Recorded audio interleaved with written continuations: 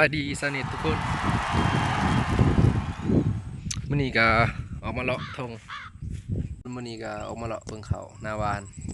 จะได้เกี่ยวคักบ่งามบ่เขาหน้าบ้านหน้าเขาเองหวานเองเฮ็ดเองเขาคนนี้สีเขียวเต็มทงบาดระเบิ่งคักแล้วมีแต่หญ้าพี่น้องเอ้ย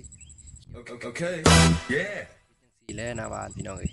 จักสิได้เข้าหลายปานใดก็บ่ฮู้เขาหน้าบ้าน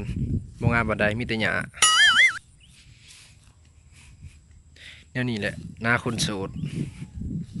เฮ็ดหน้าคนเดียว Wow.